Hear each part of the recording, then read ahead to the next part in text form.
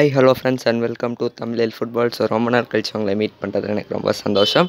நான் இந்த வீடியோக்குள்ளே போகிறதுக்கு முன்னாடி டேபிள் நிலவரத்தை பார்த்தோன்னா, சென்னை எஃப்சி வந்து ஒரு மேட்ச் கம்மியாக 7வது இடத்துல, ஈஸ்ட் பெங்கால் 6வது இடத்தோடையும் ஈக்குவல் பாயிண்ட்ஸோடு இருக்காங்க. இன்றைக்கி மேட்ச் ரொம்ப இம்பார்ட்டண்ட்டான மேட்ச்.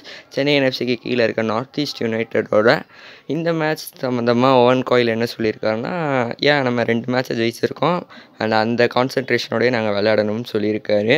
ஸோ இந்த மேட்ச் ரொம்ப இம்பார்ட்டன்ட். ஜெயிச்சா வந்து நமக்கு 90% ப்ளே ஆஃப்குள்ளே போகிறதுக்கான சான்சஸ் கிடைக்கும். அது மட்டும் இல்லாமல் இந்த மேட்ச் மெரினா அரீனாலே நடக்குது. அதனால் சென்னை ஜெயிக்கிறதுக்கு ரொம்பவே பாசிபிலிட்டிஸ் இருக்குது அண்ட் ஃபேன்ஸோட சப்போர்ட்டும் இதுக்கு ரொம்ப முக்கியம். ஸோ பிளேயர்ஸ் வந்து எல்லாம் நல்லா ஃபார்மில் தான் இருக்காங்க. லாசர் சிர்கோவிச்சோட இன்ஜுரி அப்டேட்ஸ் எனக்கு கொஞ்சம் கிடச்சிருக்கு அண்ட் மேபி இவர் இந்த கேமுக்கு விளையாடுறதுக்கு ஃபிட்டாக இருந்தாலும் ஓவன் கோயில் வந்து இந்த மேட்ச்சில் எந்த சேஞ்சஸும் ட்ரை பண்ண மாட்டாருன்னு தான் நான் நினைக்கிறேன். ஏன்னா இப்போவே இந்த டீம் வந்து நல்ல ஒரு ஷேப்பில் தான் இருக்குது. ஸோ இந்த மேட்ச் பற்றின என்னோடய ப்ரிடிக்ஷன் என்னென்னா, கண்டிப்பாக இந்த மேட்ச் வந்து ரொம்ப டஃப்பாக இருக்கும். ஏற்கனவே வந்து நார்த் ஈஸ்ட் நம்மளோட ஃபஸ்ட் ரவுண்டில் ரொம்பவே கஷ்டப்படுத்தினாங்க அண்ட் அதுக்கு ஒரு ரிப்ளையாகவும் நம்ம ப்ளே ஆஃப் போகிறதுக்கு ஒரு நல்ல பாசிபிலிட்டியை கொண்டு வர மாதிரியும் இந்த மேட்ச் ஈஸியாக இருக்கும்னு நான் நம்புகிறேன். அண்ட் கண்டிப்பாக கஷ்டமாக தான் இருக்கும். But Chennai FC is going to win.